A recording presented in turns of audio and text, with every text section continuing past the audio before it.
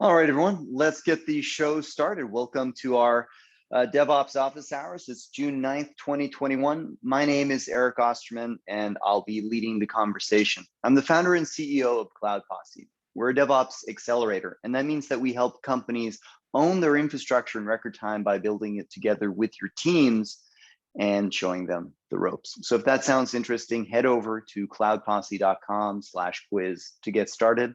Again, that's cloudposse.com/quiz to get started.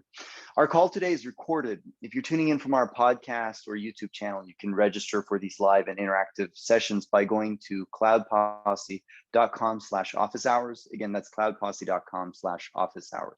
We host these calls every week. We'll automatically post a video recording of this session to our YouTube channel, as well as follow up with an email so you can share it with your team. So today, we're going to keep announcements to a minimum. And the elephant in the room is that Terraform 1.0 has been officially released. Yeah! You can imagine the screams around the world. So suddenly, in one day, it went from being unstable to stable, or so they say. No. So with 1.0, the idea is that the interface should remain largely stable, and that's a good thing. And I guess it remains to be seen what that means as operators. I feel like HashiCorp has had a lot of pressure on themselves to get to enterprise grade software, and you cannot be in 0.x and call yourself enterprise.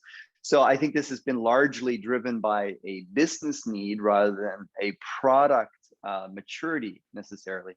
But here's, and this is just my opinion, by the way, and this is nothing else I know behind the scenes. My concern with this is what we are now is back to 0.11, where we there was not when between 0.11 and 0.12, it was like a whole year that went by, or it felt like it, and that upgrade path was painful, especially with as much infrastructure we had under management. So now, with HashiCorp 1.0, they're still going to be having more regular releases, and their commitment is that those the changes or the breaking changes between those releases are going to be, few if at all. But what that means, though, is that when Terraform 2.0 comes out, we are back to that 0.11 and 0.12 shift. And I'm hoping it's not going to be as bad as it was then. Does anyone know what the official stance is going to be on minor releases versus patch releases?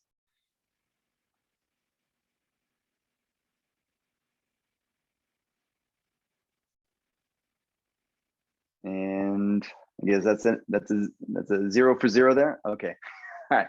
Well, all right. So that's all I had to say there. As much as I know that switching from Terraform 0.15.5 to 1.0 should be a non-issue. They just basically retagged that release more or less to be 1.0. So kick the tires. I know we've already started kicking the tires on one of our customer engagements, and we're not seeing any problems so far, other than a couple of incidents where we had to fix the version pinning.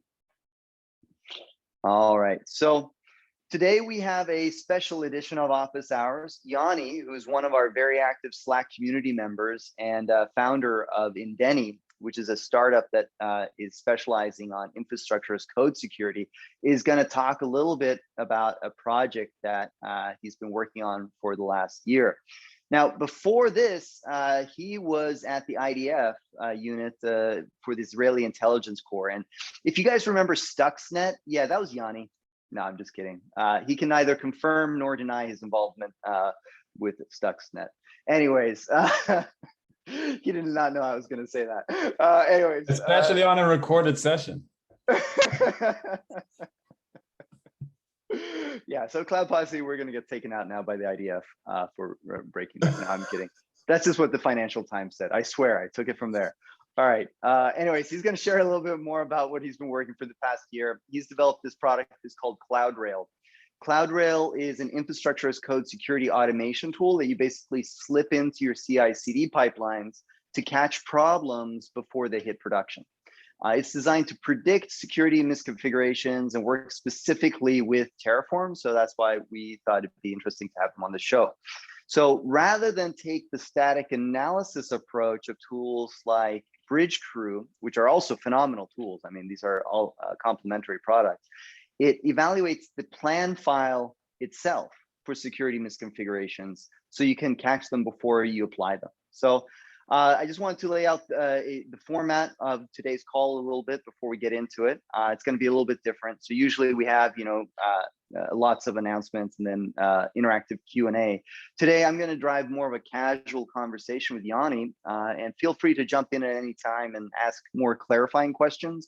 Otherwise, let's try and hold most of the questions to the end. So with that said, let's kick it off with Yoni. So Yoni, what's the latest with you? How's it going over at Cloudrail? So first of all, thanks for having me here. I listened to a lot of the sessions, recordings, and live, and getting to actually contribute something is very nice beyond the Slack. So maybe I'll just start with a quick background about myself. I'm a techie. I've been coding since a very young age. Started when I was 6, and in the IDF, I was very much in the business of coding at that point as well. And so as we're going to talk today, I think we're going to talk about the very technical aspects of Cloudrail. Feel free to ask any technical questions. Also very open. So anything you want to ask, I'll try to answer. And it's great to be here today. Just a bit maybe of a quick background about Indeni. Indeni's been around for several years as a company. Started it a few years ago. And initially, we were building and selling a product around automation for security infrastructure. So if you think about those firewalls and web security gateways and load balancers that people have in their networks in the data center, we built a product that does automation on that. So if you kind of think about it, just like Terraform, but not Terraform based. Exactly, not Terraform based. So just like Terraform has all these providers for AWS and GCP and Azure and anything you want, even submitting your application for a job, we kind of built a similar concept for the world of security infrastructure. And that product is in use by some of the largest organizations in the world, airlines, credit card companies, and many, many others. And as we've been working with these companies and building our own cloud environment, we started getting more and more into infrastructure as code. Initially CloudFormation and then Terraform. And Terraform has been amazing. So you can obviously debate the advantages and challenges of Terraform, and we often do it here on these sessions. But Terraform is taking the world by storm. Over 100 million downloads, as we've seen in their blog post yesterday and their announcement as well. And so when we were talking with customers about how they were using Terraform, we specifically were talking to them about the security aspects of using Terraform and the security and the general cloud security aspects. So let's say you've got AWS or Azure and you want to deploy something there. How do you make sure that whatever you're deploying is secure? How do you make sure that your company is not the next one to show up in the news as being hacked? And so when we were talking to customers about this, they were talking a lot about CSPM tools. They said, what does that stand for? Yeah, so CSPM are cloud security posture management tools. So it's things like heard of that category. What? Sorry? I never heard of that category. Oh yeah, it's it's all the rage at Gartner. No, but there's actually like 70 different tools that call themselves CSPM. So you could have things like Dome 9 that are now a Checkpoint, Prisma Cloud by Palo Alto Networks, Rapid 7. Open source. Prowler. You got Prowler, Cloud Custodian could be looked at as a CSPM tool as well. Okay. There are a lot of open source, and then there are also the services offered by the cloud providers, what's called the CSPs. So AWS, for example, has GuardDuty, which falls under the concept umbrella of CSPM. Azure has the policy, Sentinel, et cetera, that also, well, mostly the policy aspect falls under the CSPM, and they actually call it CSPM in Azure. And really every single cloud provider have their own kind of solution for CSPM. Now, the trouble with cloud security posture management historically has been that it finds issues in your live environment after it's already built. So let's say I'm building an application, and there's the infrastructure side of things, and I'm using Terraform, I'm using the Cloud Posse modules, and I've got, an S3 bucket, a database, a few EC2s, some Lambda functions, and then I go and I build this thing, and I hit my Terraform plan and apply and build it initially in a dev environment, and then eventually it gets into production. And what happens today with CSPM tools, cloud security posture management tools, is that they'll look at your prod environment, or maybe sometimes even your staging, and they'll look for security mistakes. So they'll tell you something like, oh, you've spun up an S3 bucket, but you didn't turn on logging, or you didn't turn on MFA delete, or the bucket is public. Of course, that's the most common example. Or maybe your RDS is not encrypted. And getting these kinds of notifications after something is deployed is a big problem. And the reason it's a big problem is that, first of all, it's in production, so you're already exposed. That's a problem, especially from a compliance perspective and auditing. But I can tell you as a developer, and I've been a developer for many years, it's very frustrating, because what happens is you get a JIRA ticket from the security team that says your bucket is not configured correctly, your IAM policy is too wide, your RDS is not encrypted, you need to fix it now. And you as a developer, you're already working on something else. You're already working on another project or another part of the application or whatever it may be. For you, it's now going back, trying to remember what you did there, looking back again at your code, trying to understand, how to fix whatever needs to be fixed. And a lot of times you'll find out that fixing these things is very painful. A very, very simple example is the description of security groups. So when you create a security group in Terraform, by default, we'll set the encryption to manage by Terraform. And then a CSPM tool will come along, look at the security group and say, the description is no good. The description needs to be very specific. Go fix the description. And you're like, fine, I'll go in, I'll put in the description and whatever it needs to be to satisfy my security team. The problem is that when I'm editing a description, it's now going to recreate the security group and everything it uses. And so a minor thing like fixing a description of a security group can be a massive amount of time in Terraform plan and apply, a lot of testing, a potential outage for my application. And all I need to do is fix just a string in a resource. Just metadata, right? Yeah, which metadata. Begs the question: why the hell does Amazon make us destroy the security groups and change the description? It's the bigger question. It's crazy, right? We encountered that in our modules. We were like, hey, let's just finally fix this bad description. I think we were referring to like it was a copy and paste mistake. It said like MongoDB and it was instead Postgres, and just changing that description forces a recreate. Yeah. Just a small thing, and to us people who deal with code, you're mind boggled by why is this happening? But the fact is that it is. And so when somebody finds a security issue through those tools, it is very frustrating for developers, infrastructure developers, and any way you'd want to call it, to fix these things. And so there is, over the past year and a half, we've started seeing tools and technologies focused on finding these issues early in the process. So instead of waiting until that last moment of finding problems in the cloud environment, let's find them early when we're still writing our code and building our plans, et cetera. So there's a number of open source tools that do this, right? So what are those specifically? Yep. So we've seen Chekhov, who a lot of people are familiar Chekhov's with. Popular. Chekhov is popular, made by Bridge Crew. They released it in December of 2019, which is just a year and a half ago, if you think about it. It feels like a decade ago with COVID and everything. And how long they've already been acquired since then. Yeah, and they've been acquired by Palo Alto Networks, and congratulations to them for that. So you have Chekhov, you've got TFSec, which is also a great product. You've got Kix, who a lot of people haven't heard of before. Yeah, but what's that? It's KICS. It's made by Checkmarks. And it's an interesting one to look at as well.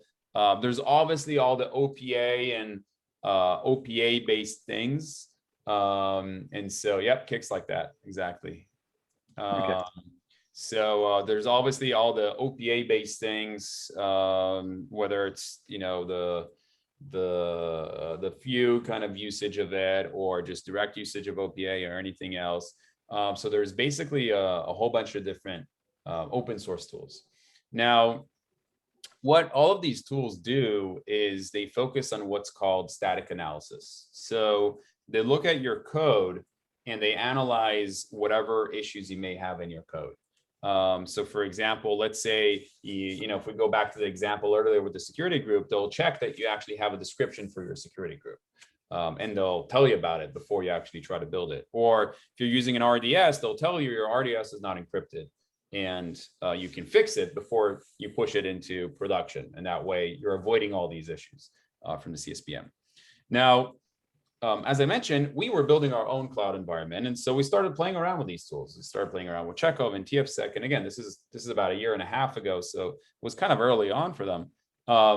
But we found a bunch of issues as we were dealing with it that were bothering us, and we decided to solve. Being the technical team that we are, we'll solve it for ourselves. This is easy. I can fix this. Exactly. I mean, it's code, right? We've been doing code for years, so let's just write some more code. It's a lot harder always than what it seems like. And so we decided to go and build our own technology for dealing with this. And we decided that our technology, instead of being just static analysis and looking just at the code, it would look at both the code and the live environment that you have. And there are specific examples for why you would need this. Actually, do you mind? Yeah, you can share your screen. Also, when you say code, are you referring to that HCL code? And I mean, then you are doing static analysis as well, or because my understanding was you did something different than static analysis. We do static and dynamic, so we do both of them actually together. Okay. And I'll show you a very simple example here. Okay. I want to share my screen. And by the way, anyone, if you have questions, feel free to drop in with questions here. I'm really happy to answer anything you may have. Can you see my Visual Studio? Yep. Yeah. Okay. Cool. So this is an example of some Terraform code, a very simple example. And what I have here, I'm building a DB subnet group, and I'm building a database instance. And with that database instance is using that subnet group and is using a security group. A security group basically from a VPC. Now, notice how in my code, I'm using the IDs directly of these cloud resources instead of generating these resources in my Terraform or using something like a data source, which oftentimes you'd want to use.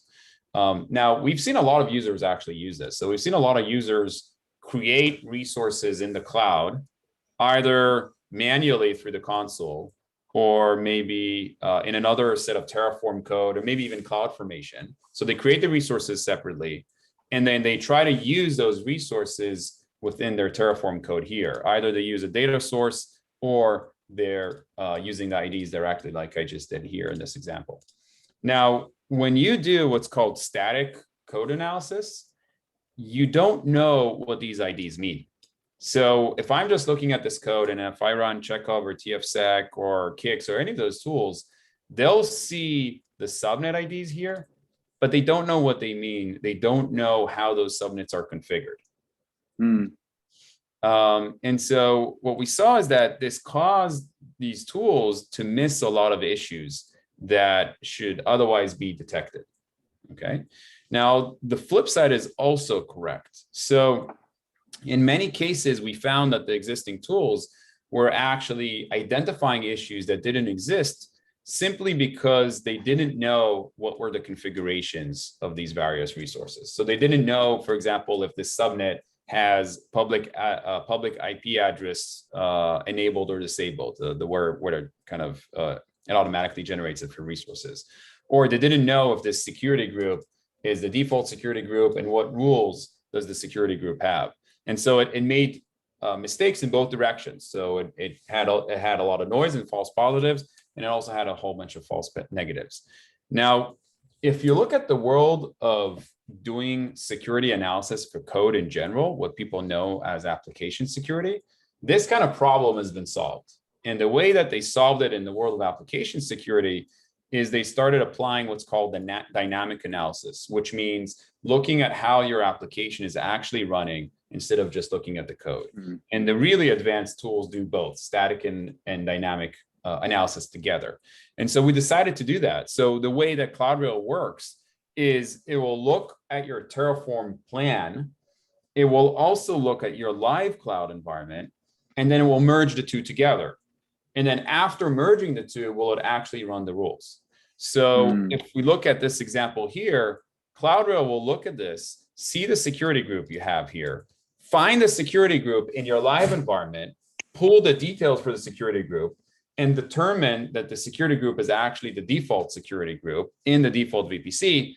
And we'll tell you, hold on, you're deploying your database into the default VPC, and you shouldn't be doing that. Makes sense. Yeah, so I wanted to pause here. Is this making sense? Yeah. Basically, you're operating on a split view, or you don't have all the information if you're just doing static analysis, and then trying to bridge the gap just using the current tools available is pretty hard. Exactly. So if we take go ahead. Yeah. So one of the things I think would be helpful then to understand is now, like, I think a strong case has been made for like why would one want to do this. So let's go into a little bit how you'd actually now run Cloudrail as a CLI tool. Sure. So I'm going to use a couple of examples actually to kind of give the sentiment here. So let me start with this one.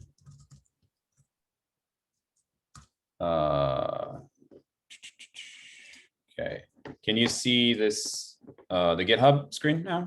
Yep. Okay, cool, great. So we built a demo account in Cloudrail, but also a demo AWS account and a demo Azure account. And of course, for the demo AWS account, which we've started building over the past week for these purposes, we're using the Cloud Posse module, for example, you can see here for creating users. And I even contributed to the module, to the README, of the module. Okay, thank you. Yeah, Matt approved my contribution. And so we built an example here. And the way this GitHub repo is set up, we're using GitHub Actions. And in the GitHub action, we have CI and we have the deploy side. And within CI, what we do is we do the Terraform init and the Terraform plan. And then we pass this plan over to Cloudrail. So Cloudrail has a Docker container as a CLI. And we wrapped it with a GitHub action. And what it gets is the plan itself, the plan file. It gets, of course, the Cloudrail API key. Cloudrail is SaaS. It gets the cloud account that you want to do it against, and then, of course, the working directory. And what Cloudrail does is it takes the plan, it reruns the plan with something called one of the dogs went. It reruns the plan with something called a custom Terraform that we built, which I think would be pretty cool to get into if it interests the audience here. But we basically run it through a custom Terraform that takes the plan, adds a lot of contextual information to the plan, and then filters the plan down. So as we know, plans have a lot of sensitive information. They can have database secrets, they can have the keys, certificates, depending on how you built them, they can have a lot of very sensitive stuff. And so the way that the Docker container works in the CLI is that it takes the plan, reruns it for the custom binary, and then filters it down drastically only to the information that we need, which removes all of the sensitive stuff, and then it sends it to the SaaS for now. Is this part of your solution, the open source? It just feels a little bit sketchy, right? Like taking that plan file, sending it to some third party and not knowing, like, it's Scout's honor otherwise, right? Yep. And so we're very aware of people's desire to see, okay, how does it work under the hood? This repo you can see is currently private, but it's in the process of becoming public. We're continuously working on it. Cool. You can see why actually there's a README. And so we're gonna make this public very soon, along with a few other components that we have. because we believe very much in transparency. We believe very much in putting the information in front of people, not hiding behind anything, and showing how we build things. It creates trust, and also, so maybe somebody will have contributions and ideas things that we've missed. Is that the same for the custom Terraform that you're using to augment or enrich that plan for the analysis? That's a great question. So the custom Terraform is actually something that we're working on making public as well.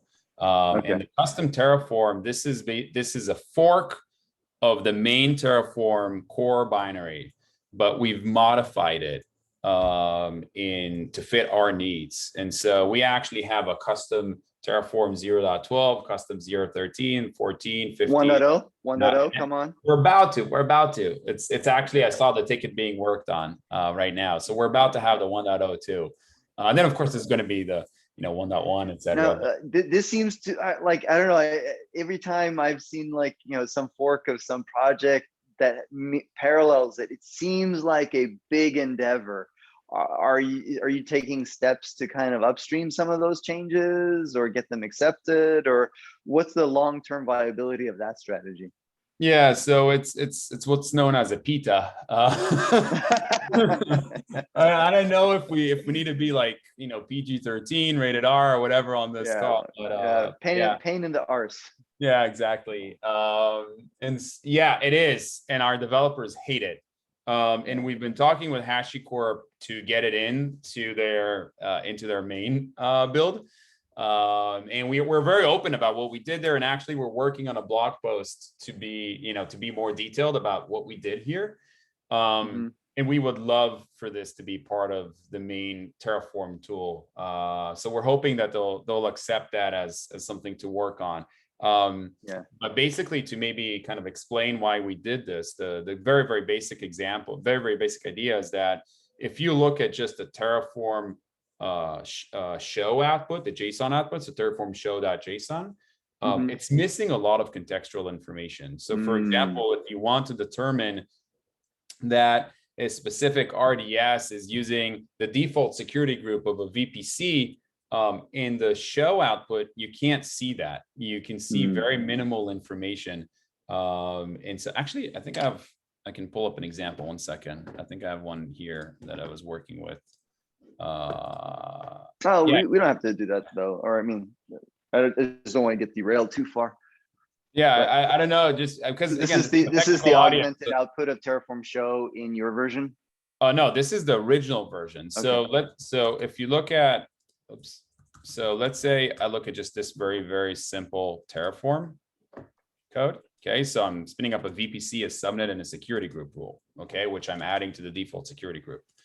And I ran a plan already. And this is how the Terraform JSON looks like. And you can see that there's the rule. Okay, and you can see some of the values. And nowhere in these values here does it tell you what security group this resource is going to belong to. Now, this information starts to become available a bit below under the resource changes. You can see here that it tells you that after it's going to spin up the VPC, then it will know what is the security group ID of that VPC, and then it's going to set it for the rule. Okay, so what's happening is that in the JSON output, you can't actually see what is the VPC security group that is being used by this specific rule. Okay, and we have tons of examples like the one here, which I can go into, and I'm hopefully going to go into the blog post. But that's why we had to build a custom Terraform. There's no way to get this from a show, so we had to build our own custom show. And again, we're going to be very public about it in the spirit of transparency and openness that I mentioned earlier. And so I got a bit derailed. I'll go back to the example I was going to show here. So here basically it takes the plan, runs it through the custom show, reduces it down drastically, passes it to our SAS for analysis, again without the sensitive data. And then the results come back in SARIF format, which GitHub supports. And so when you're opening a pull request, it will actually show you. So here's the code that I just showed you, Guy. It will actually run it in CI and reject it, as you can see here. Now in my specific GitHub repo, for some reason, the code scanning results are not showing, but I'm going to show you how it looks like in our web UI. But normally you'd see this in the pull request. Any other pull requests open? Because I think that's the most interesting view from my perspective as a developer, just seeing it in. See how it looks like. Yeah. I think in the action itself, you should be able to see this. Yeah, so in the action itself, you can see an example. So this is the Sarif output that we provide that GitHub parses, and then it shows you what your issue is and the description of the issue, and it points you directly to the code itself, to the part in the code. And then below that, you can see the remediation steps. So Cloudrail will tell you, this is what you need to do to fix the problem that we found. That's cool. And we do this, so we have the Sarif format for GitHub. We have JUnit format for CI environments that use JUnit. We have the SAST format for GitLab. And so we've built the different formats for the different CI and CD platforms. And so Cloudrail is just easy to deploy into any of them. So it's just, you can use the Docker container, you pass the plan, get the results, and the platform knows how to parse those results and show them to you. So as a SaaS, what is the, like, is there a free plan, like, or like free forever kind of plan where you can get started, and what are the limitations of that? Yep. So first of all, we have static analysis and we have static plus dynamic. So when you register, you can actually see this up here, static and static plus dynamic. First of all, static is free forever for an unlimited amount. So if you only do static analysis without adding your cloud account and what we talked about earlier, then you have as much as you want. But the reality is that most people move into static plus dynamic analysis, and there you get 30 free assessments a month. If you're an open source project, you get unlimited free assessments per month. And this is all for perpetuity. So, whatever amount of time you want to run with this. And we're very cooperative with a lot of projects out there. And so we're happy to give this for free. That's interesting. Yeah, maybe it's something I can look into for a Cloud Posse. If some way we could do it for the open source modules. For testing. Though, yeah, the dynamic though depends a lot on the current running environment, and I guess with our stuff, it's mostly always destroyed after. So I wonder. I think you'll find that even when you're destroying things, there are resources that remain one way or another, or even configurations that remain. So, for example, if you think about S3 buckets, you can configure a public access block at the account level. And when you're destroying your resources, you're often not destroying those configurations. And so they're still there. And that's one of the configurations that Cloudrail takes into account. So if you're spinning up an S3 bucket through Terraform, and let's say you put an ACL of public, Cloudrail will actually look at your public access block at the account level and see if you're blocking public ACLs. If you are, then Cloudrail knows that the public ACL. Based on your context, gotcha. That's interesting. Exactly. Yeah, that's not obvious. Yeah, there's a lot of pretty advanced and interesting logic within the rules and the context of Cloudrail. Let's pause for a second here. And anybody have any questions so far about Cloudrail? Is it clear kind of what it's doing different from some of the other tools and where it slots in? Any question on still remaining, like why you might want not, like, is it not clear to anyone like why this is cool? Maybe we should answer that then. All right, let's keep going, I guess. Okay. Okay, so a few other aspects I wanted to talk about, and again, this is a technical audience. I'm digging into the technical aspects, and I must admit I enjoy this stuff. So all of our knowledge, all of our rules are in an open repository that anyone can look at. and you can see what we're building there. But one of the cool things I wanted to point out is that we built our context to be essentially an object model that all the different sources of content can map into. So for example, if we take AWS as just, the common example here, if you think about an Athena database, we modeled the Athena database in our context, okay? And what that means is that you can parse Terraform content into the Athena database. You can parse CloudFormation stacks into the Athena database model here. You can parse Pulumi in the future as well. And so you can actually build the same set of rules for any infrastructure as code language that you have. Okay, so if I look at an example of a rule here, let's say, let's pick maybe an interesting one.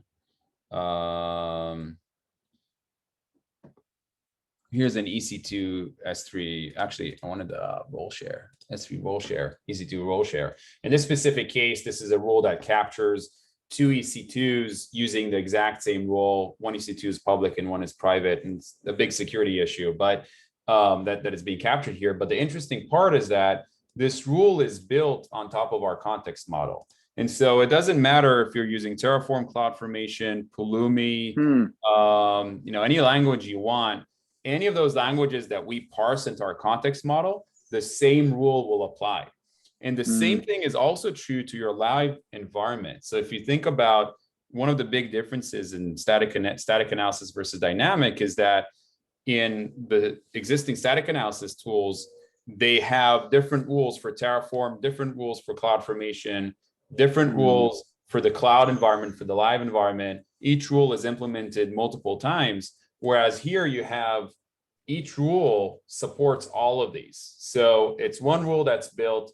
It supports your live environment. It supports your Terraform, your CloudFormation, Pulumi that when we'll support, etc. And so that makes for a far more consistent enforcement and consistent logic across your different environments, across any language you want to use. So does this depend? Oh, well, so will this depend on, or how sensitive is this to changes then in Terraform itself? Like between like historic now with 1.0, I guess it's a different situation, but before 1.0, how sensitive is it to changes in Terraform? So we've seen some cases where there were issues, maybe less in the Terraform itself and more in the providers. Okay. So, sometimes over time in the providers, they had a couple of breaking changes. And what we needed to do is support both of them. So when we parse the output, we'd say, is it AWS provider version this? Okay, so we need to do this way. If it's AWS provider version, Y, then we need to do it differently. But we actually automatically test for this all the time. So twice a day, we have all of our tests run on multiple different provider versions and Terraform versions. They have specific versions that we set, but also it always downloads the latest one. And so let's say AWS provider comes out with a new version and it would break any of our code, we will identify it within 12 hours because we're gonna auto download and run through all our tests using that, that provider version. So it does break sometimes, but we catch it very early and oftentimes before anyone else actually gets to that. So one of the hardest things I think is always with these policy engines is having an opinion developed enough to identify what the policies should be. I forget, we had an I remember now. I remember on the tacos office hour at the end of last year, all these platforms like Scalar and Sentinel and I guess Terraform Cloud and Spacelift, they have policy engines largely built on OPA, but the exercise of coming up with what should our policies be, that's always left up to the end user. So where did you get the inspiration for all of these policies that you have today? Where'd those come from?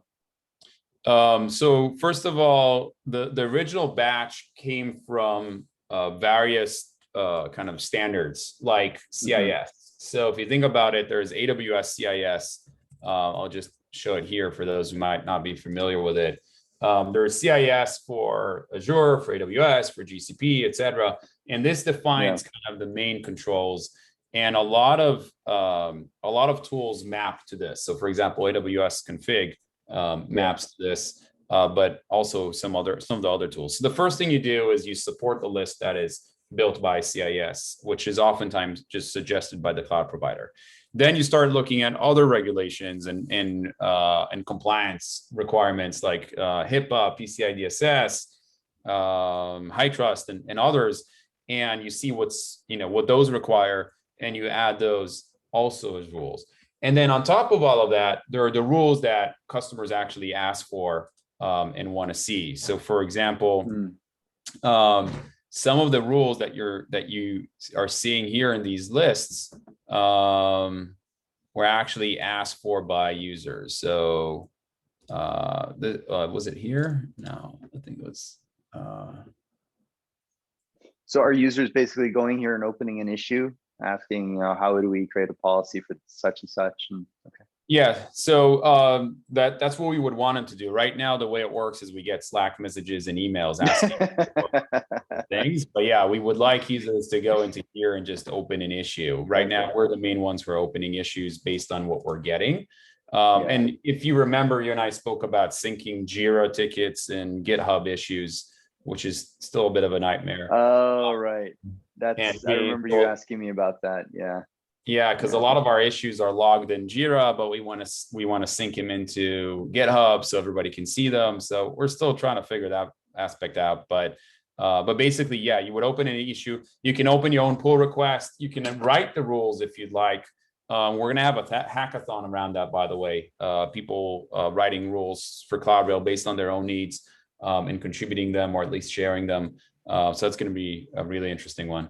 So yeah, you can add whatever you want. And what we do is we just continuously expand the context. So there's documentation for the context, so you can see what services we cover, what objects we cover within those services, what fields we're pulling. You can see examples of rules, so you can kind of get an idea of what you want to write. So it's pretty cool. Just, again, like as a technical guy, see that. And then if you want, I can share a bit about, kind of the future and where this is going and more capabilities that we're building, if that's of interest. What do you think? Yeah, let's pause for a second again. Any questions? Anyone curious about what they're hearing or seeing or not seeing? What would you expect from a product like this? All right. Let's dive into what else you have to show then on that. Okay. So one area that we're working on and is going to be released soon is around drift detection. And so something that's become very hot recently, various tools started providing drift detection. There's obviously also drift control, which is a very cool tool. CTL. Open source tool. Yeah. I pronounce it drift control. I don't know I think that's how they pronounced it. No, that's probably CTL is the control, the standard suffix for that. And I gotta say, I love their logo, and they're like the London Mind the gap.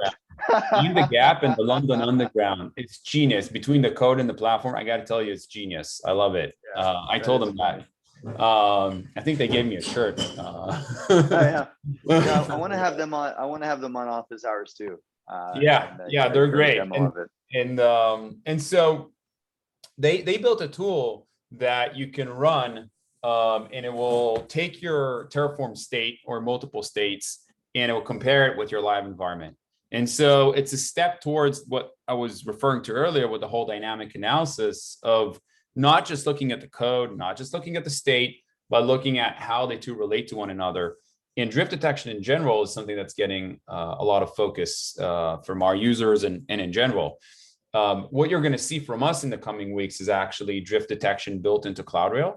So you're going to see in the view here, just like, when we go into here, you can see what issues Cloudrail found, and it can point you, to the specific resources, et cetera.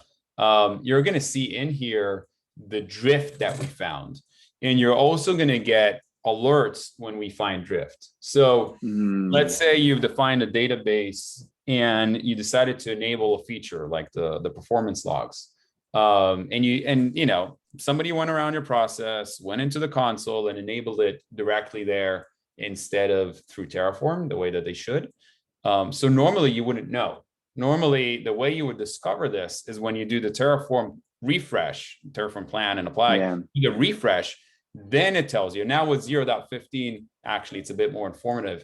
It'll tell you, oh, by the way, somebody changed a resource, so I'm going to change it back. And that's a kind of a really bad way of finding out that somebody's messing around with the environment. And also people ignore it. It's also harder, right? The more time that elapses from when that change made, the higher the likelihood that the person who made it forgot, moves on, etc. So yeah, catching drift early is the best recipe.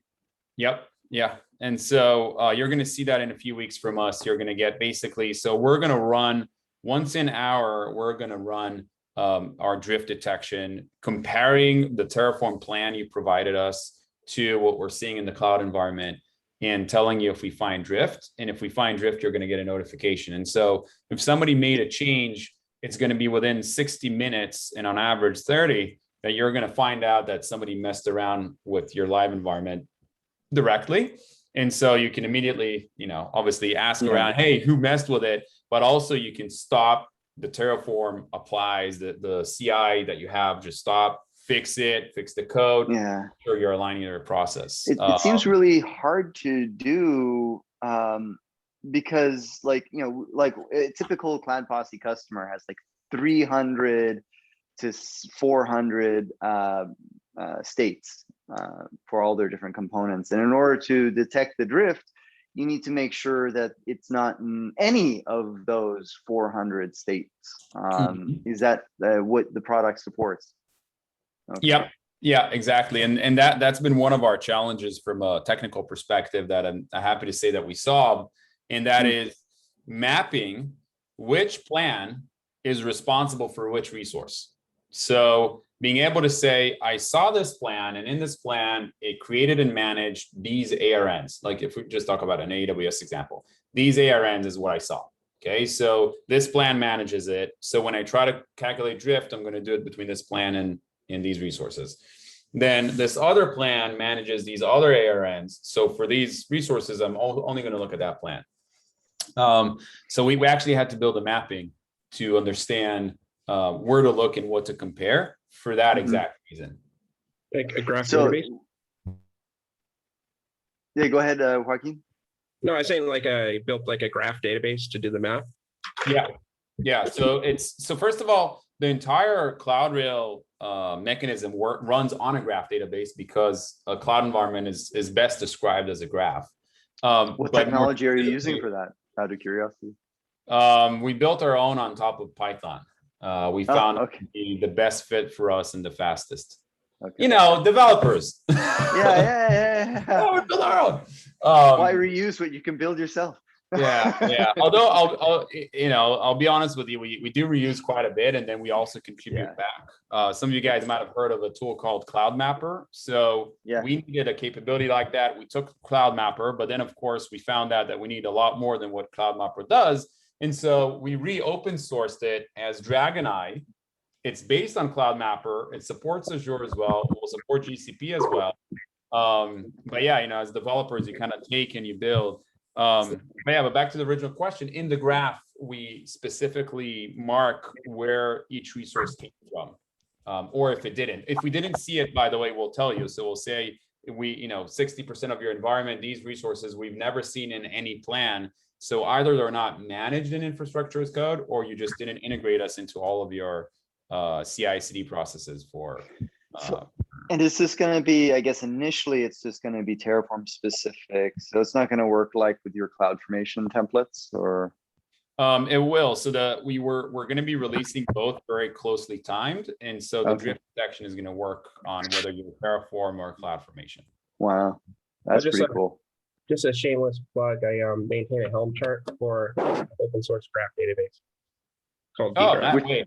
I'm gonna. Can you post your link your repo on the Slack channel?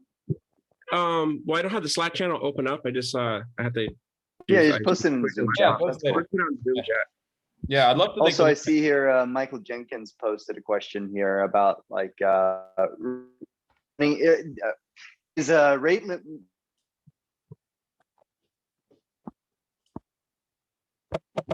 Oh, I think we're losing someone. I can't Is hear. that something you're seeing? Oh, I had audio issues. Can you repeat the question? Oh yeah, yeah, I see it on my side too here. Sorry, I'll say that again. You hear me okay now? Yeah. Okay.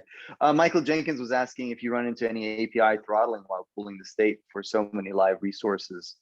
Yes, we do. And if you look in dragoneye, you're going to see that there's the backoff mechanism that is required. So there's the Boto3 backoff mechanism that's built by AWS.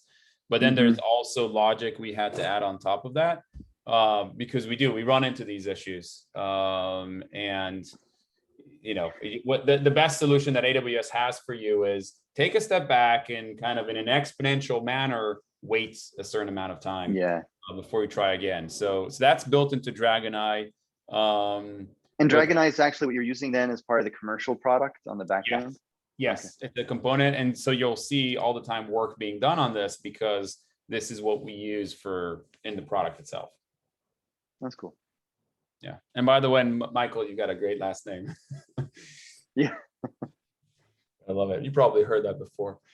And so I think if I kind of bring all of this together and wrap it up and kind of to the title of this meeting, the Terraform continuous compliance, the idea is that if you find issues in your infrastructure as code, Terraform, CloudFormation, et cetera, if you find the issues when they're still code and you fix them when they're still code, and on top of that, you also identify any drift, and if anybody plays around with your console and with your environment, your live environment through the console, then you can now achieve what's called continuous compliance, which means you're always compliant. So just like you have continuous integration, which means you integrate your code all the time and you test it as you're integrating it, or continuous deployment and continuous delivery, which actually means you're setting up your environment all the time and you're pushing to production regularly, or at least to the artifact database. With continuous compliance, you're all the time verifying that you're compliant. And when you're not, you stop it before you become non-compliant and you fix it, or you identify it really quickly, like in the case of drift detection, and you fix it really quickly. And so with doing all of this, we can actually create an environment that's consistently in compliance with the organization's requirements. The security people are happy because everything's good and secure. Developers are happy because security is basically not bothering them anymore. And it's following the tools and the processes that we've built as software developers over the past couple of decades with CICD, DevOps, Jenkins, et cetera, et cetera. So that's why, at least I think it's a big win-win. And we have an entire team working on Cloudrail at Indeni, all fantastic technologists, and we're always looking for more. So if you're hearing all of this and you're like, wow, I want to be part of it, then hit me up on the Slack, on the SweetOps Slack. Yeah, you'll find Yoni on there all the time. He's been super helpful answering questions for others. So thanks, Yoni, so much for taking the time to present today. We're almost at the end of the hour here. Just a few more minutes. So I want to take a moment to help people find out like where they can go next if they wanted to check this out. Kick the tires. I know I'm really excited personally about that drift detection. I think that fills a need for a lot of our customers to identify that sooner. And there's no like tool right now that really does a good job for that drift detection. So excited about that. Let's see. So you shared these links with me earlier that people can go sign up at web.cloudrail app. And I'm sure if you guys hit up Yoni on Slack, he can probably hook you up with some extended trials. Maybe I'm just putting words in his mouth. I don't know. But if you want to really evaluate it, Yoni will work with you, I'm sure. And also, if you're a SweetOps on the SweetOps Slack and you sign up after you run your first scan with Cloudrail, let me know and we have something nice we're going to send you. Yeah, that'd be cool. Also, you have this test case, which will make it easy for anyone who wants to just simulate it on their own, hands-on lab kind of. And that's the second link here, the Cloudrail demo. So cool. Well, everyone, we're going to post a recording of this session to our YouTube channel. It's going to be at youtube.com/c/cloudposse. You can also listen to all of our recordings on our podcast, which we syndicate every Wednesday as well. It's podcast.cloudposse.com. If you haven't yet joined the Slack team that we're talking about, it's really easy. Head over to slack.cloudposse.com and you'll get an invitation to join our team. It's free and open to everyone. So thanks everyone so much for your participation today, and Yoni for sharing, and keep us up to speed on any of the new developments, especially related to Cloud Drift, because I want to know that. Thank you. All right. Thank you, everybody. Take care, guys. Bye-bye.